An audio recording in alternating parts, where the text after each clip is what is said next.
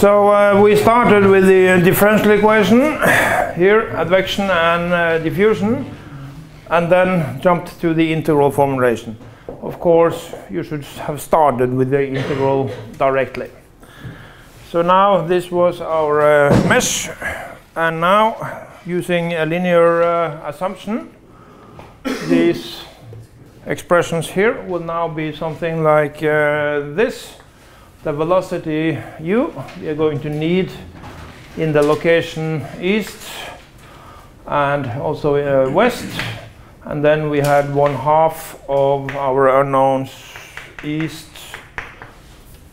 plus west, no sorry, center point P, and he will now become, what will it be, u west half, and then you'll have center point and the western point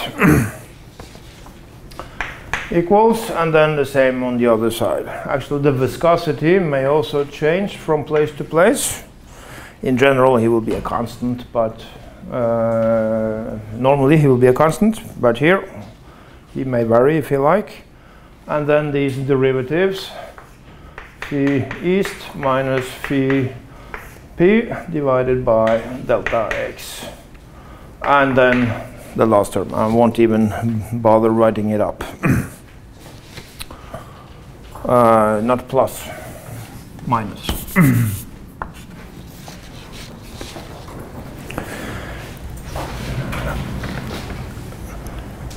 Now let's make it very simple here.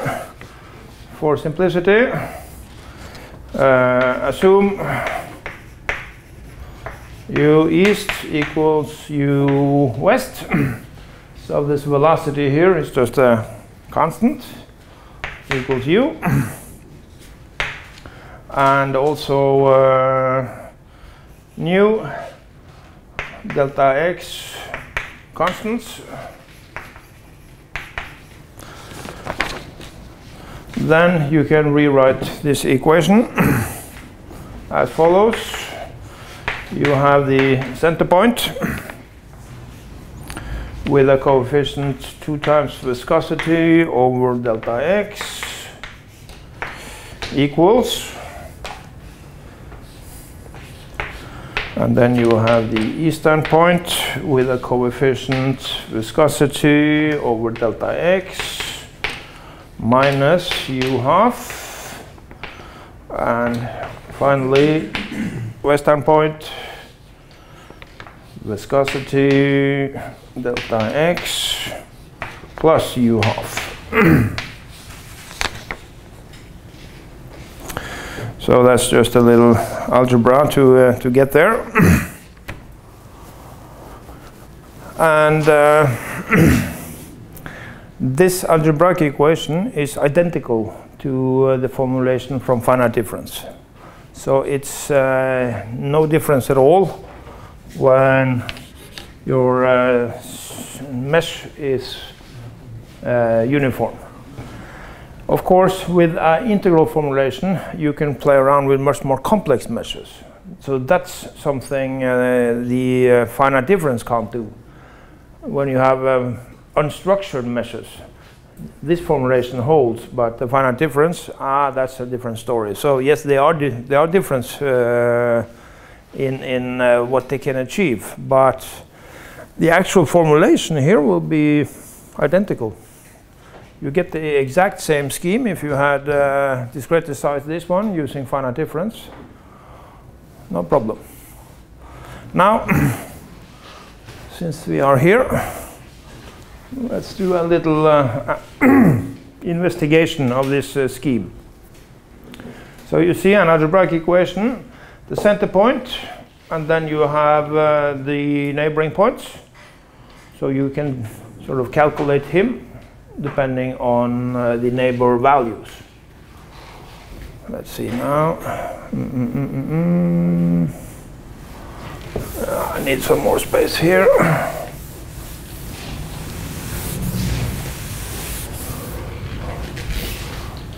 Actually, we need. We skip it.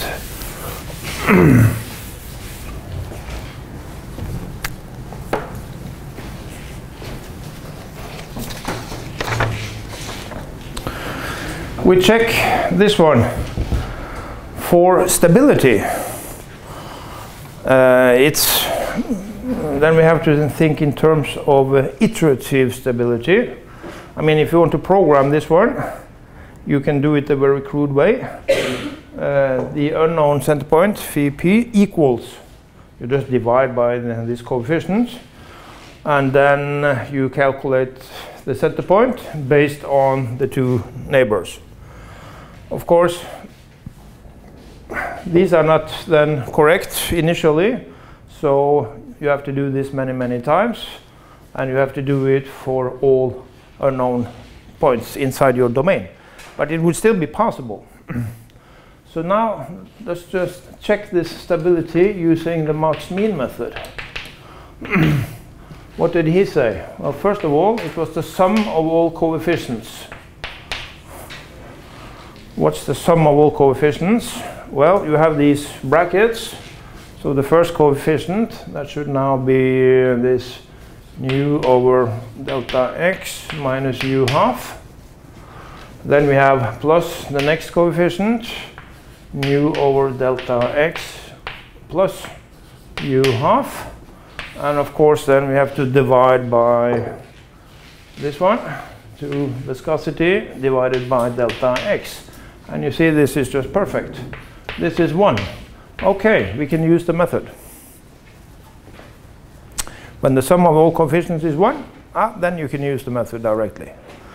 Now to ensure that the calculation of the new point is bounded by its neighbors, then the demand is all coefficients must be positive.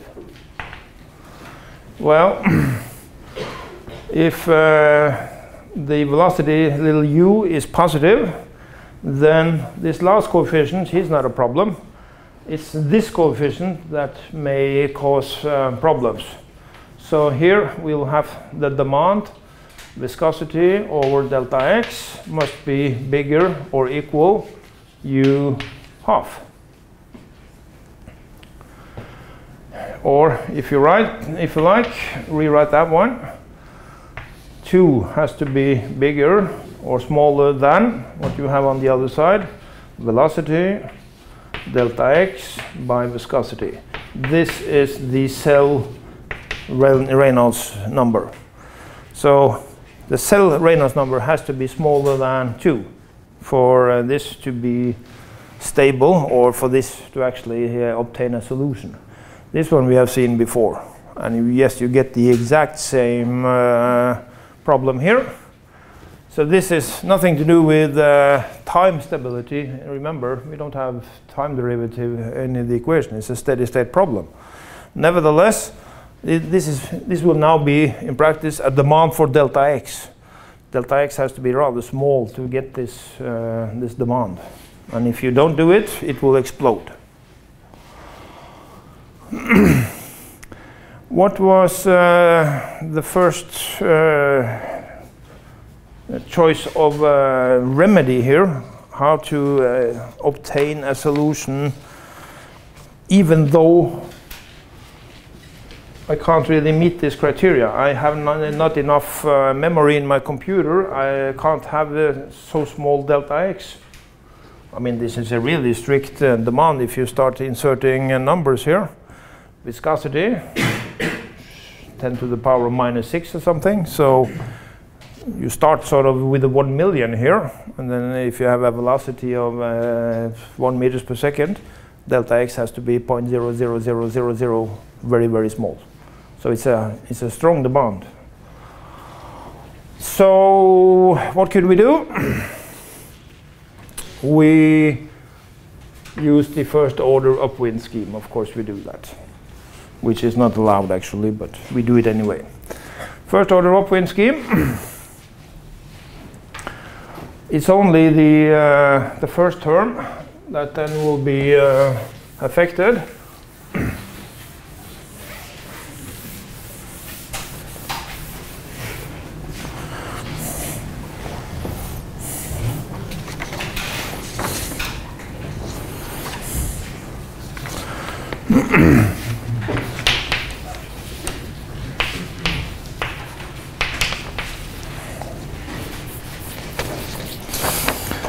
So we had these terms, u phi east minus u phi west. So that was the integral for this one. And for the central scheme, we said, okay, the phis on the cell boundaries, they are found by linear interpolation. But now we say the following. Let u east, u west be positive. Then we say that, okay, this value on the eastern boundary is taken directly upwind. So that will now be, this one will now be u phi center point directly. And this one, u phi on the western boundary here, u is positive, so we just take the value to the left directly. And if we do that, what will happen? We will change some of the coefficients a little bit. Inside here, we will now have u plus this one. This one is gone, and here the half is gone. That's the only effect with the first order upwind scheme. What about the stability now? Well, can we use this max-min method? Let's see. If you add everything here, you will have 2 times of this term plus a u, which is exactly the same as we have here. So yes, the sum of the coefficient is 1. You can use the method. And what was the second demand? Let all the coefficients be positive. That's a criteria. All coefficients must be positive. Yes, they are, unconditionally. So now, with the first order upwind, this scheme is unconditionally stable, as we had it with the finite difference. Still, don't use it. It's terrible. It works. It will be stable, yes, but you get very, very poor results. Okay, any questions to this example? You'll actually find this one in the beginning of chapter 5, I think, in this book. So this just to show you how you should, or how you can obtain the algebraic equation system from an integral formulation. Here, quite a generalized transport equation. A lot of integral to handle. Classification, this is something we have looked upon already when it comes to what type of equations we have. You have elliptic partial differential equations. So you need boundary conditions all around, and the solution at any given point will be dependent on all the boundary values. For a parabolic problem, you need initial conditions, and then you can march the solution forward in time, given that you have boundary conditions. For the hyperbolic problems, well, initial conditions, yes, and then if you have some boundaries, you're going to need conditions there as well. And then you should follow the characteristic curves to obtain a solution at any point. So this we have looked upon already, so I won't look too much here. Yeah. So the classification, yeah, you have it here with the second order at least. That's fair enough.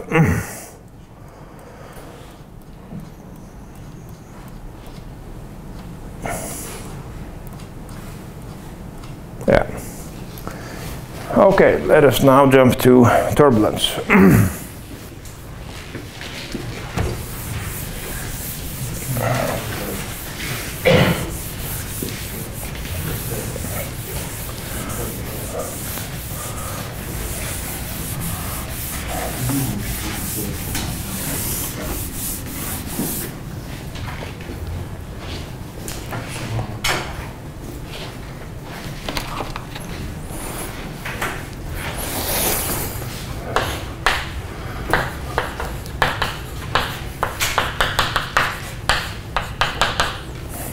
Turbulence.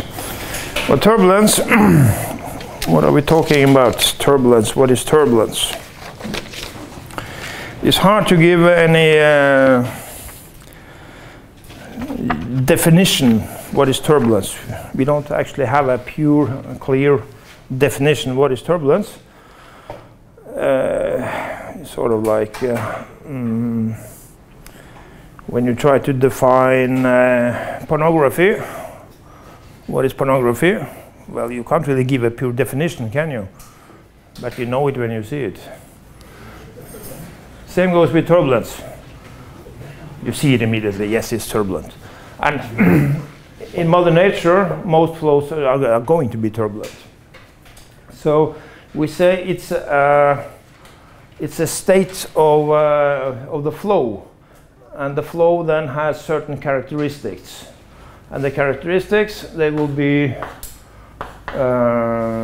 fluctuating velocities, fluctuating meaning varying, they will change in space and time, in space and time. Also the pressure, even the density may change. It is a three-dimensional phenomena. It's always transient, and it's a high Reynolds number phenomena. You have you have more of these. It's always diffusive, meaning he will mix any component quite rapidly, and always dissipative, diffusive, or what should we say, diffusion, dissipation, dissipative. You will lose energy. So turbulence will have all these elements inside the flow. And it's tricky, very hard indeed. Einstein started studying turbulence and he gave up. So yes, it is complex. It's not actually possible to solve the equations describing it. But here's the point. We believe that the Navier-Stokes describes turbulent flow.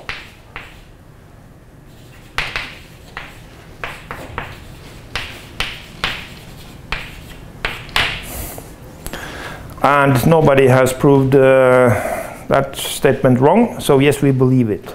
So the actual turbulent mechanisms are inside the Navier-Stokes. And the reason that it is so tricky is, of course, these nonlinear terms, the advection terms.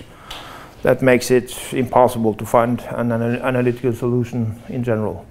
There's no way you can do it. So, but we believe everything is there. So it's just a matter of solving the Navier-Stokes actually, then you will also describe a turbulent motion. What is really sad with turbulence,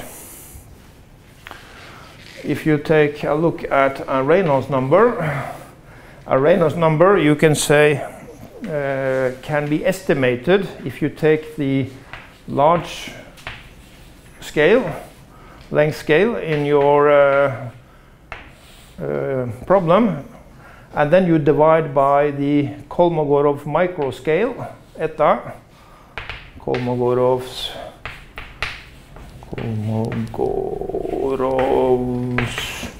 microscale.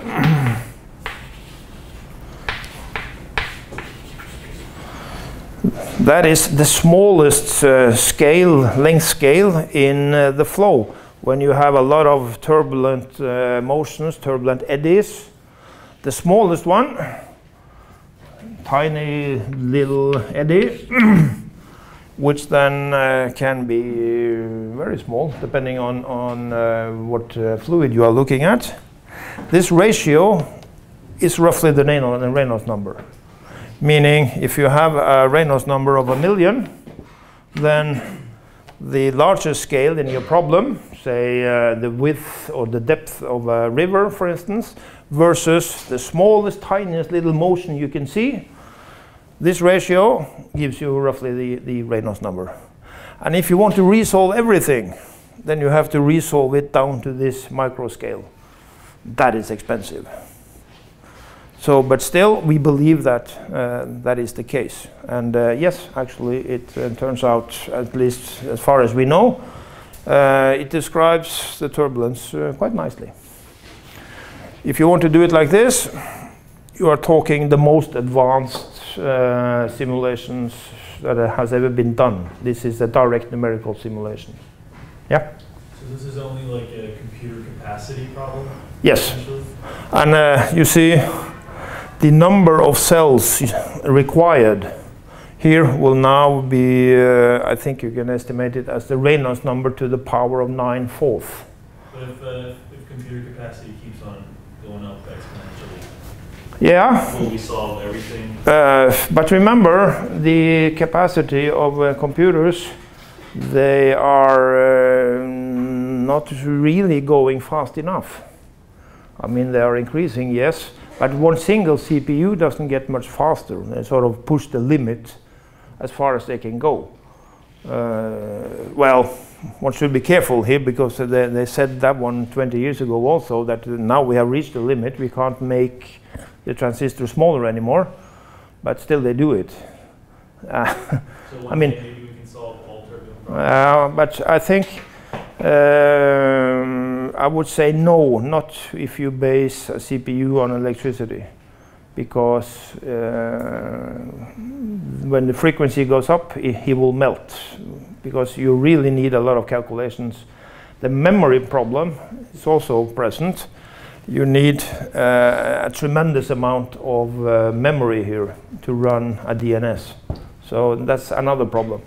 Of course, memory is getting cheaper and cheaper, and smaller. Now they're talking about using crystals as storage. So you use the spin of the atoms up or down as 0 or 1. Maybe they will succeed.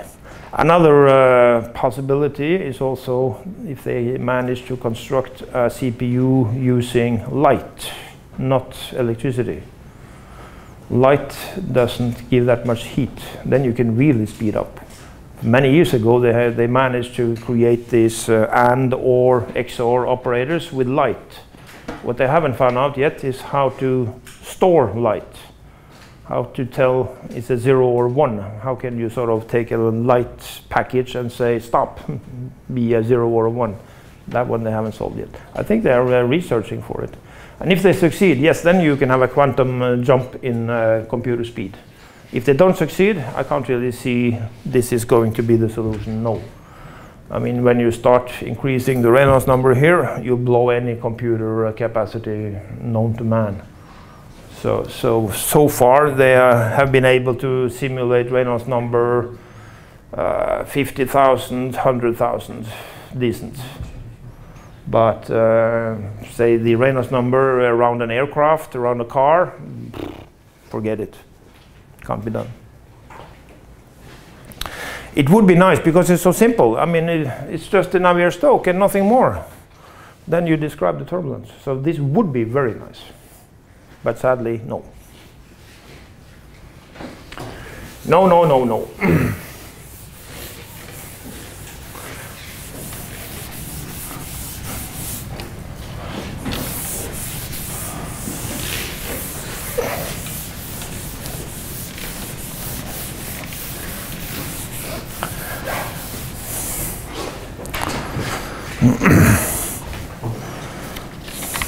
So how do we deal with turbulence? A quick overview over turbulence models.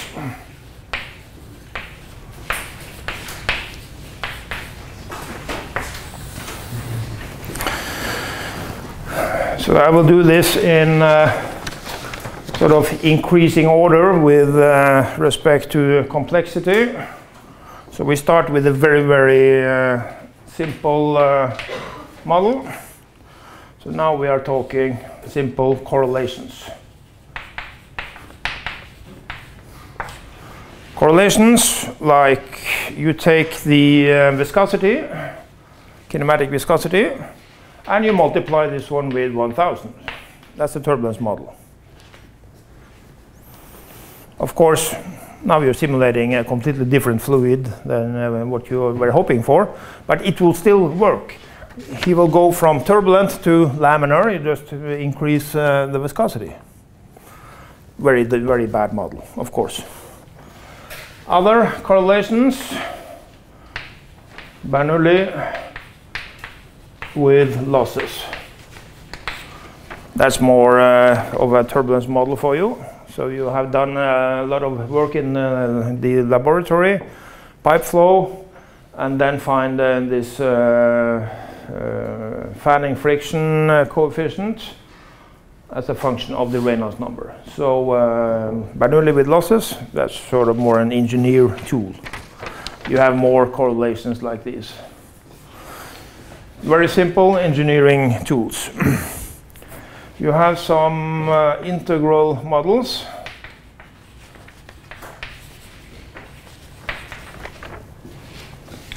Von Karman had several.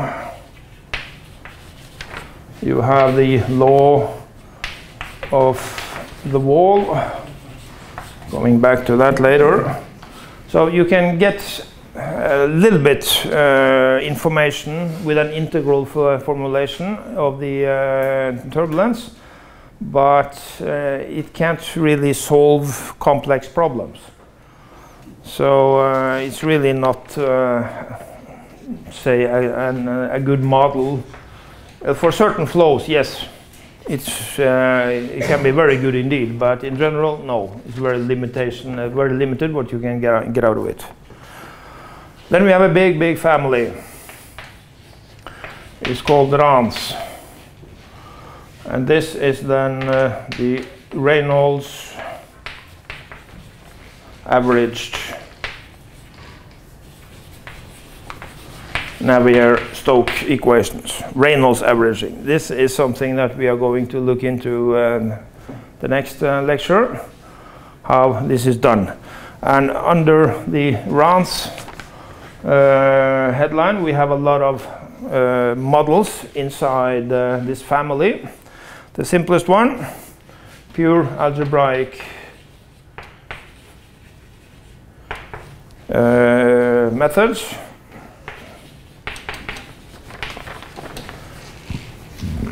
And maybe the most famous one in this family, that is Prandtl's mixing layer.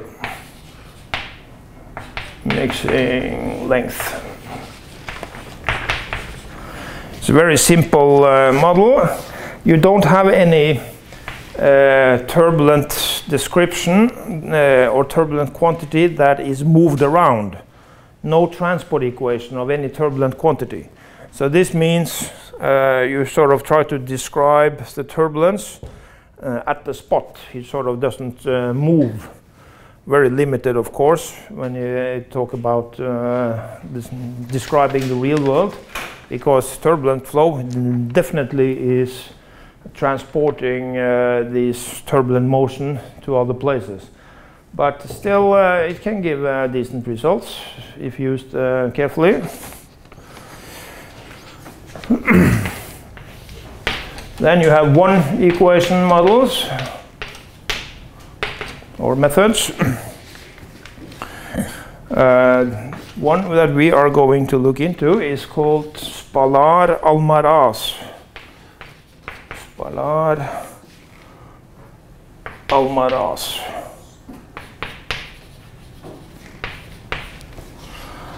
That is a transport of a turbulent eddy viscosity. So you have one transport equation side by side with the Navier-Stokes that has to be solved. So you're actually then inventing something like this, but you have a better description of this viscosity that is based on the turbulent motion. But it's now getting more and more expensive. One transport equation, meaning the same as one of the Navier-Stokes component, just as complex, with several terms that has to be modeled. But it's actually quite okay. Turbulence model is very simple compared to what's going to follow, and it can describe say turbulent flow around an airfoil quite nice. So any of you are thinking of looking into flow around an airfoil, definitely you can test this turbulence model.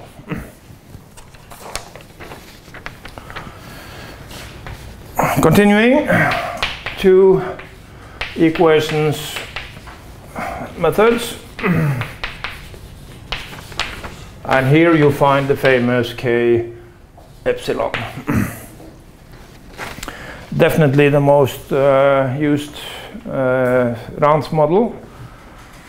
And the reason it's so popular is not that it is the best model, far from it. But it was sort of the first one that they started with and got a certain degree of success.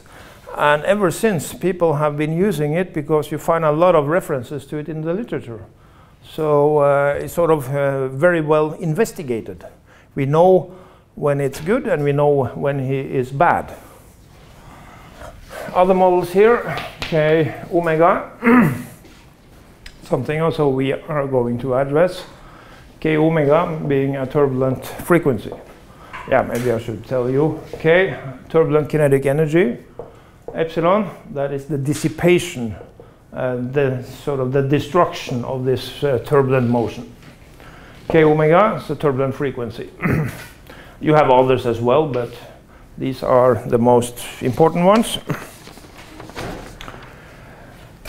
You have then a couple of more here. You have something called ASM and an RSM. I will address these a little later. An ASM is sort of a little cheat. You use a two-equation model and then you expand it using algebraic equations. An RSM, that's a full Reynolds stress model. Here you are talking, what do we have? 7 transport equations.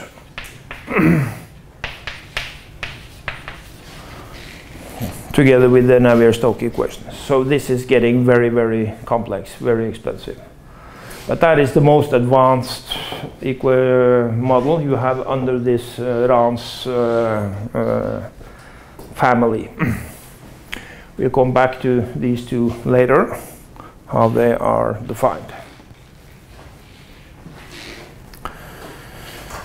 Any questions so far? It's okay.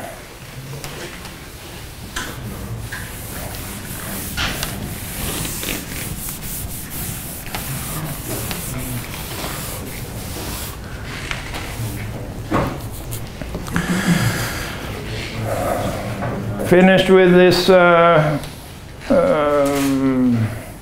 Reynolds average Navier-Stokes family. We have the next one. That is called an LES. Stands for large eddy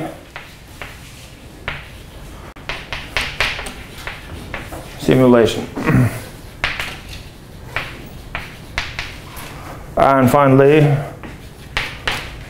5, DNS, direct numerical simulation.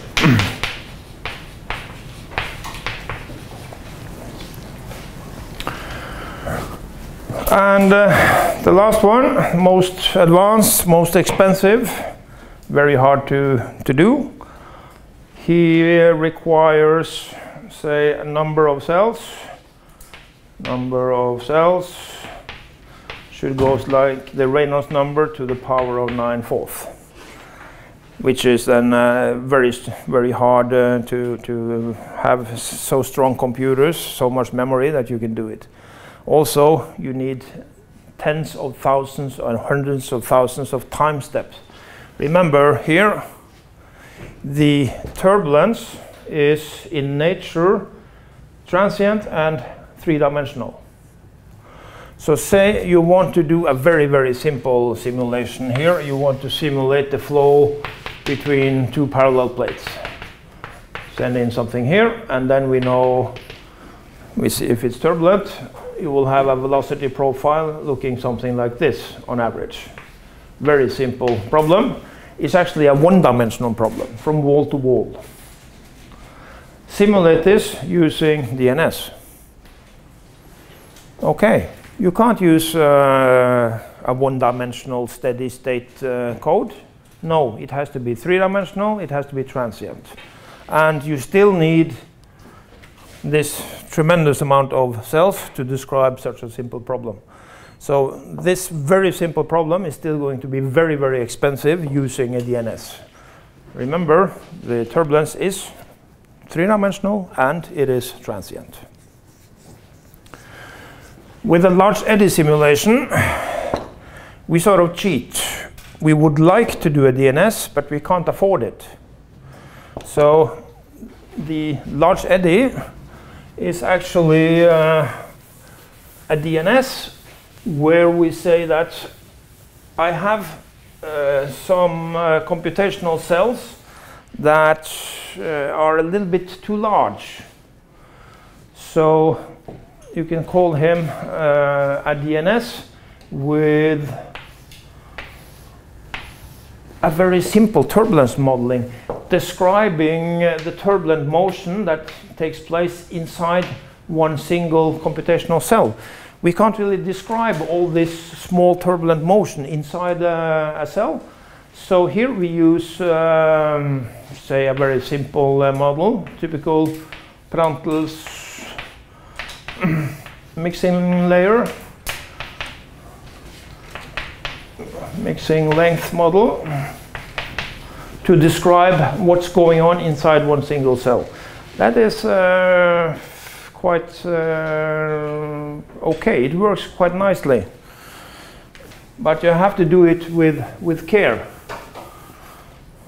And the philosophy also goes as follows. If you look at an energy spectra, energy versus here actually the 1 over the length scale, say 1 over length. That means if you look at a flow, say in the ocean or in a river, whatever, when L is getting very big, the length scale is very big. That's where you find most of the energy contained inside the flow. So for large scale, the energy is going to be high. But then going into smaller and smaller length scales, this energy is going to drop. And finally, in the end, the length scale is so small that you are talking about this Kolmogorov length scale. So now you don't have any more turbulent motion. It just go all the way down to viscosity. So the friction damps down all this small motion, so no energy left. And of course, the length scale here that we can describe would now be 1 over our mesh size. So if we can have a delta x so small that we can capture all motion, that would be very nice. Then you're here. But say you can't afford it. It's a very expensive supercomputer. So I cheat. My delta x is actually here.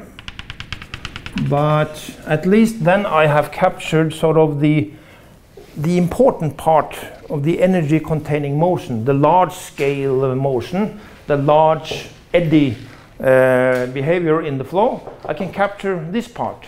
That's okay. But then for this tiny little part, I have to use a turbulence model.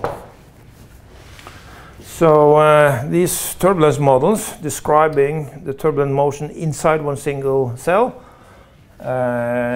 you call them a subgrid scale model and SGS model. And typically you will use a very simple turbulence model there, like Prandtl's, which is not a transport equation, it's just an algebraic equation. And this one is quite promising actually, if you do it correct. You have to sort of capture definitely most of the energy containing motion, or else it will fail. Also, you need still 3 dimension and you need time. You can't do this with only 2D or a steady state code. It still has to be 3-dimensional and transient. I know some people, they cheat. They do a steady state simulation, they do 2-dimensional simulation and say that, yes, I used large eddy simulation. That's not a large eddy simulation. Irritatingly, they can get quite good results. I don't like that. So this can actually be sensible, but do it with care. Should be 3-dimensional and transient. Okay, that was just an overview of turbulence models. Any questions? Then we stop here.